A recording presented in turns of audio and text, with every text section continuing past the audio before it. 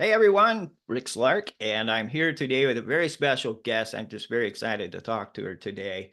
And that is Sabrina Tackett. She's a vice president at New Carlisle Federal Savings Bank, and she is an expert in the area of small business and growth businesses. She's a rock star, and we're very excited to talk to her today. As you know, I talk to a lot of businesses, and Sabrina does as well. And one theme has been coming up that I kind of want to just pick her brain about a little bit today, and that is this area of trying to get lines of credit. Like, what is a line of credit? And trying to get some clarity for not only you startups, like how could I use this, right? We always need extra money, right?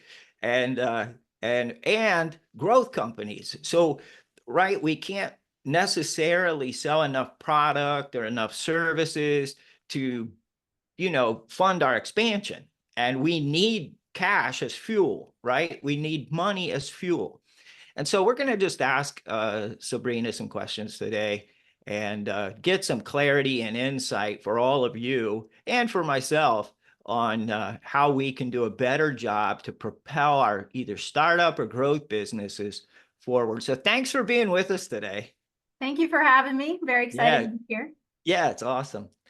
So let's just kind of dive into it. What is a line of credit? I deal with people sometimes and they don't even know what that is. So let's start with the very basics. What is a line of credit and how does it kind of differ from like a traditional loan or whatever? Okay. So I like to put loans in different buckets per se. And a line of credit is a temporary loan, and a traditional business loan is usually a little bit longer term. Um, Line of credit is meant to be short-term money, meaning you have a job out there, you need to buy some equipment for the specific job, and you're not going to be getting paid for 30 to 60 days later. This is where your line of credit comes in. Sometimes they're secured, sometimes they're unsecured. It depends on your credit worthiness. And they differ from a traditional business line or business loan because a traditional business loan will have it's equity injections, it's longer payment terms, they're usually more favorable terms. So I just like to think of a line of credit as something that you're holding temporarily until you get paid to help with your cash flow or your payroll, and it's meant to be paid off quickly. You mentioned a couple of things, something about injections. We don't even know what that means, right? So what are you talking about there? The other thing that I want to know about is you mentioned secured and unsecured. Like, what does that mean?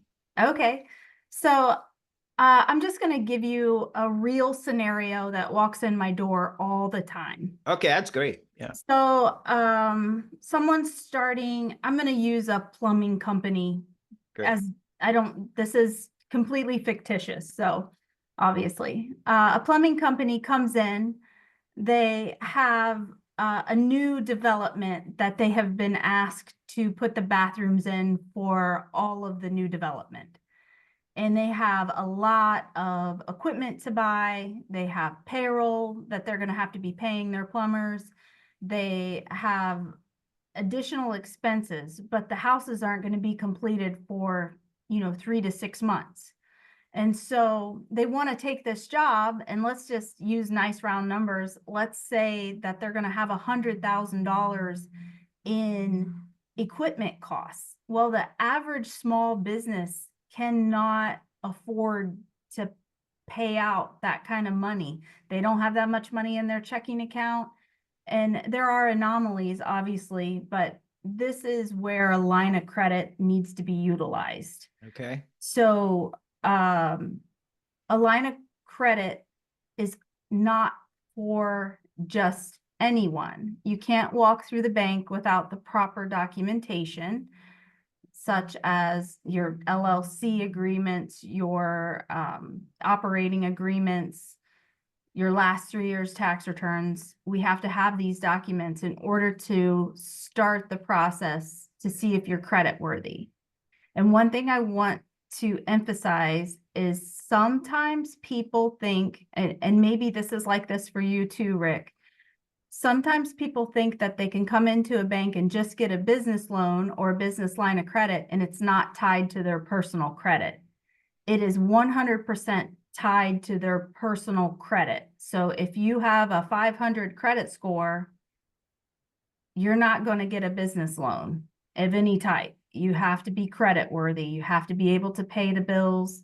And that's another thing I'll touch on here soon. I think I'm getting ahead of myself. So, but I just want to make sure you understand that the line of credit secured, let's start there. A secured line of credit, maybe you have a house, you're making your mortgage payments on it, you have good credit, and you have maybe $50,000 in equity. We could use that house as a secured business line of credit in order to propel your business with this big job coming. And so we do unsecured loans, but typically the unsecured business lines of credit are smaller credit lines. A lot of times, Like what money? What kind of money are we talking? like 10,000, or Okay. it just depends. So if you have Yeah. a new business, let's just say that I have been a plumber for ABC Plumbing for 20 years and I go out on my own because I know I can do this work and get paid more. Stop paying the man. Stop paying the man. Yeah. So, and that's who comes across like that. That's who I deal with usually. They have been doing this for years and they want to start their own company. Sure. You need some skin in the game. And I can't emphasize that enough. You have to, you're not coming in here and doing a loan for $50,000 that is just to an LLC. It doesn't work that way. And I just want to be real clear about the way they work. Do you get that misconception a lot? All the time. So I'll get people that'll say, hey, I'm signing a lease, right? My business is signing a lease. No, your business is not signing a lease. You're signing the lease, right? Yes. And they fail to realize that your business has, and I want to say this to you owners, right? When you're starting a business and you're going to sign a lease for a retail place and you're putting your LLC name on it, that is your personal backing. That is it. Your business has no credit, right? So just you got to remember that. And what she's saying is exactly true, right? If you have really sucky credit, it's really hard to get a business loan. So we're going to talk about this before the end. Some of the things you need to do to clean your credit up and to get prepared for financing, because you have this passion for this business, right? And you want to make this business go and you want to impact the community and you want to impact your lives and the lives of your kids and all of that. Well, it's going to take you to make different decisions than you've been making and get your credit cleaned up. So, okay, there's sermon's over. Let's go back to what you were talking about. Yeah. So, let's go back to the plumbing company. So Okay, let's just say I need $100,000 to make this job happen. And I'm able to do that with my house in some capacity. And all of a sudden I have a line of credit. And so the next step is you're able to secure, 30, 40 jobs instead of this one job. And so great. this is what grows your business exponentially. So now you've bought all the equipment, you've bought all the materials and you've hired the people to get this job done. Your next hurdle is going to be cash flow.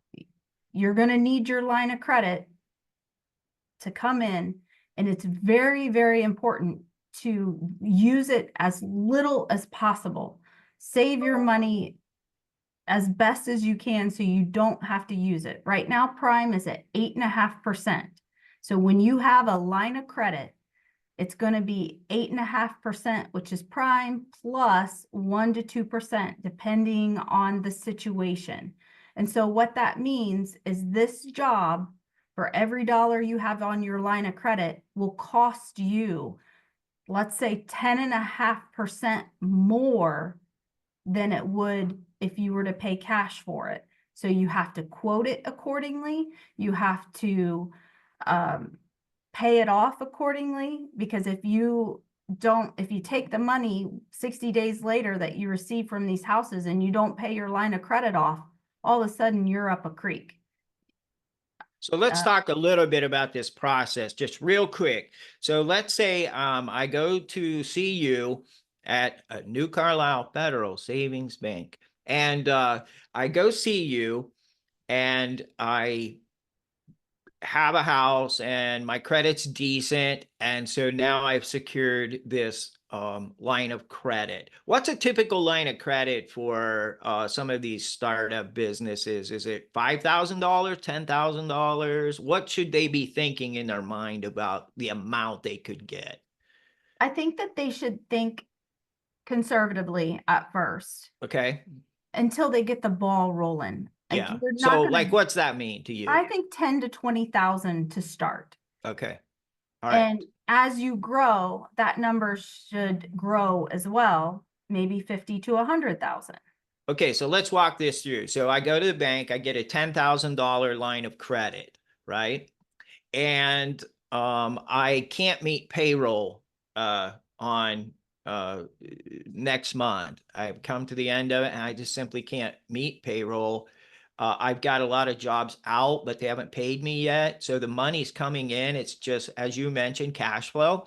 All right. So how do I use that line of credit? Do I need to talk to the bank, or can I just use it like my card, or how do I get that money to me? Uh, So what's the the way process for that? we're set up is you would transfer the money from your line of credit to your checking account. Okay. And it is a requirement at our bank that you have to bank here, Yeah. meaning your operating account has to be here. Yes. So it's an easy process that way. So Mm-hmm. you just transfer the money from your line of credit to your checking account and you pay your payroll. Okay. So let's say I paid $2,500 in payroll. Um, Now those jobs came in, right? So now I have some cash flow. How do I pay that back? Do I have to put all the 2,500 that I use back into the account in one fell swoop, or do I pay $300 into that account, or how do I pay that into my line of credit? Theoretically, you should transfer all of that money back from your checking account to the line of credit Okay. because that's what it was for. If you are short, then there's an issue with your business plan on what you charged and what it cost you. Okay. So that would be a back to the drawing board about what I charge and what I quote. Yeah. So I think that's something we all need to pay closer attention to. I see it all the time. Like you misjudge how much something's going to cost and you just don't plan well for it. But with that being said, ideally, you're going to want to pay that line of credit off as soon as you get paid for that job. Okay. And you don't want to carry it because every day that you carry it, that interest rate is ticking. Very good. That's a great point. So like 10.8 or whatever as we're recording this, Mhm. or theoretically 10.8. Mhm. Okay. Very good. So I hope there you get an idea of how to get that that process started, what it's used for. You have to use it very strategically, but I think that she explained that very, very, very well. Now, let's flip the script. Same thing. Let's talk about a growth company. So this growth company has moved through startup. They found their market. They're selling like crazy. They have a lot of complexity because of the success that they've been having, and that's my market there. That's where I spend a lot of time. And I see that they can't earn enough to for expansion. So how would, let's say they have 2 or 3 employees and they need to buy let's say inventory. We'll just use the plumber, right? We'll just continue on. And is there a difference in a growth company and the way they strategically use a line of credit versus a startup? There's a lot of similarities in my opinion. I think that they both operate on the same numbers. Like, Okay. how much money do you have coming in and how much do you have going out?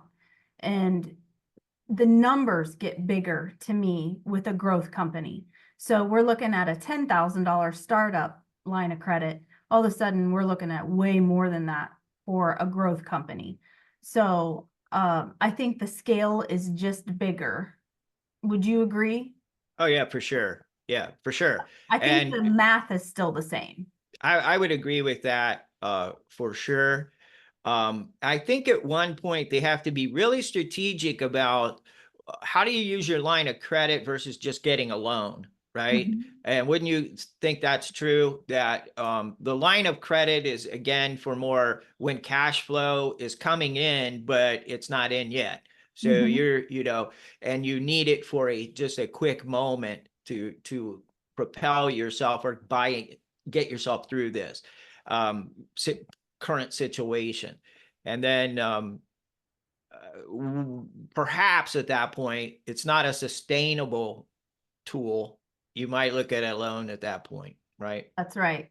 Yeah. That's right. So, So I touched on equity injections at the yes, you beginning did. of We the didn't know what call. that was. So an equity injection in layman's terms is basically you're getting a loan to inject into your business, a capital injection. And I think that sometimes small businesses owners maybe do this wrong.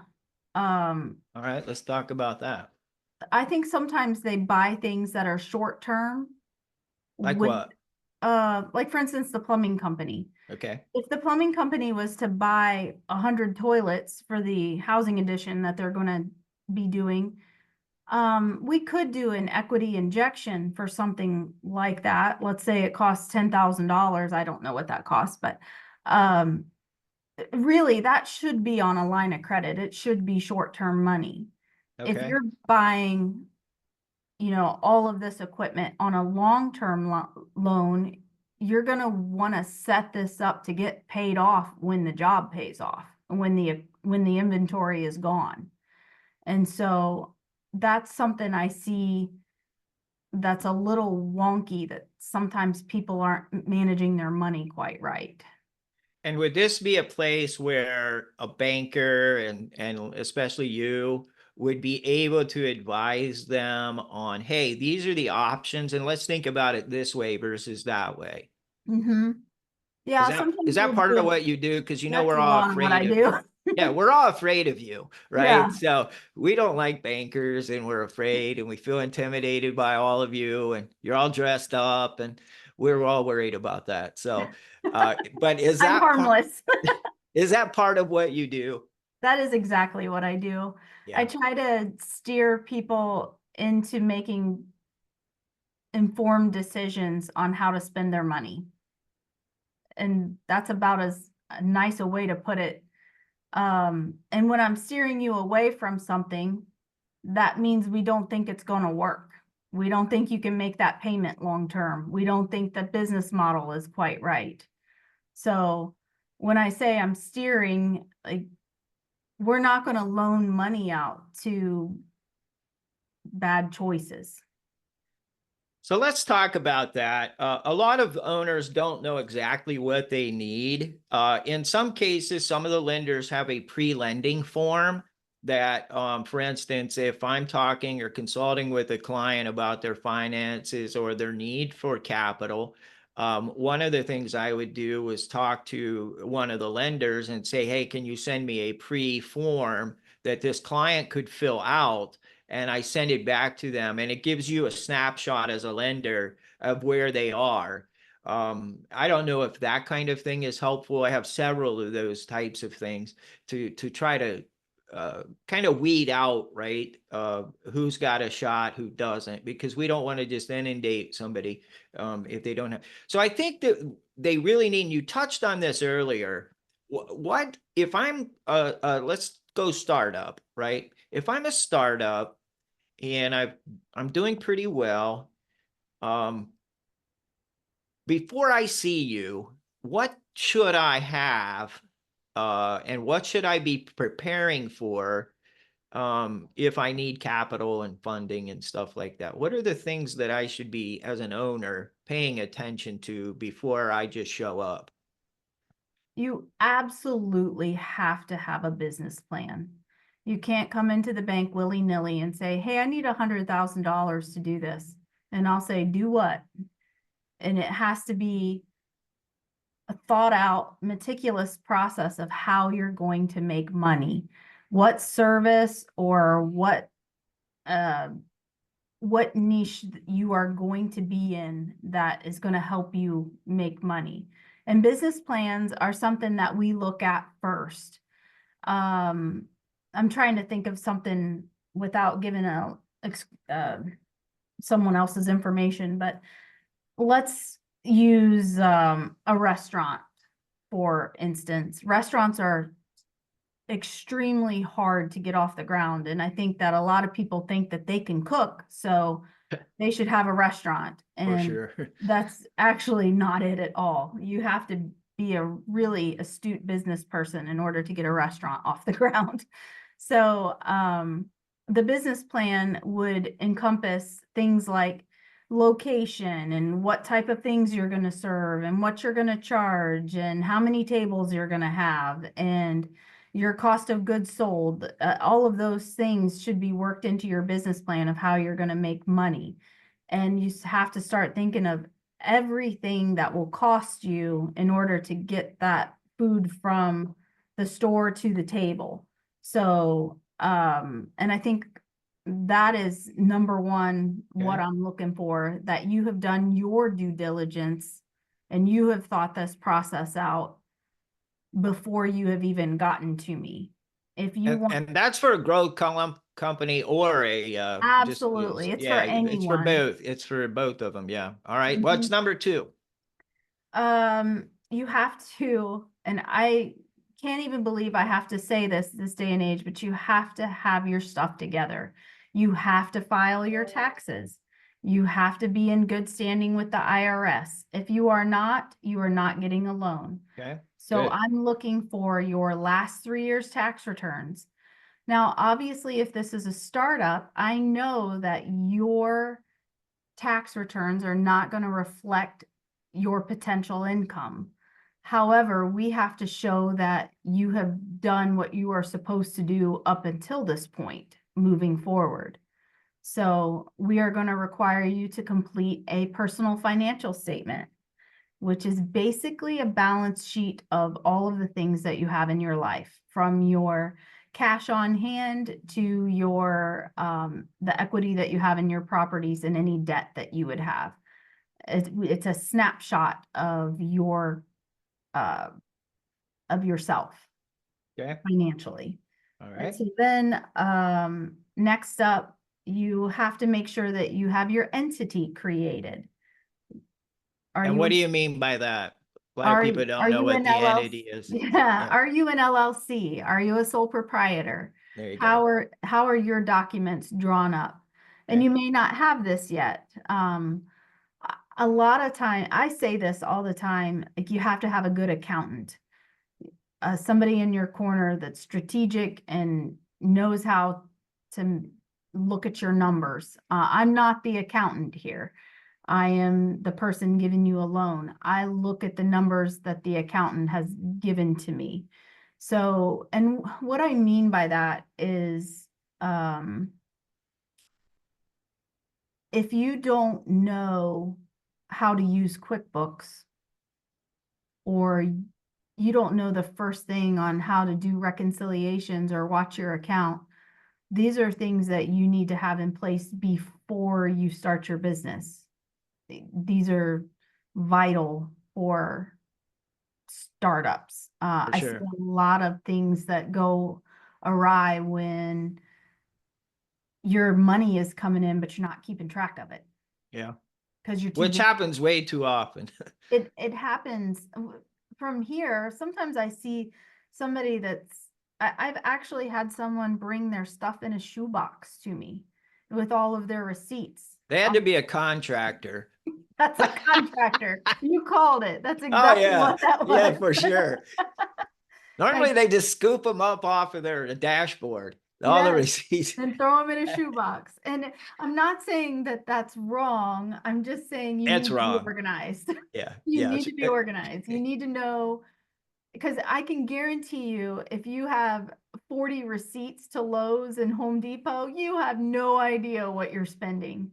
Yeah, And for it's sure. going to be hard. And you need Yeah. to keep better track of your financials.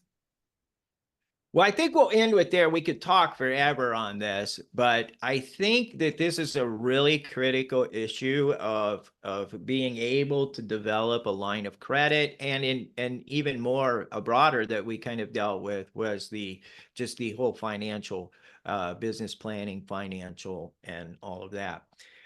Where could, and we'll put this in the show notes for everybody, but where could they reach you if they want to get more information from you? How does one go about reaching out to you? Easiest is phone 937-471-4590. It's NCF Savings Bank. I'm in the office every day unless I get a reprieve, but I also, my email is stackett@ncfsb.com. And those are the best ways to get a hold of me. Great. And we'll put again those in the show notes if somebody wants to get in touch with you for sure.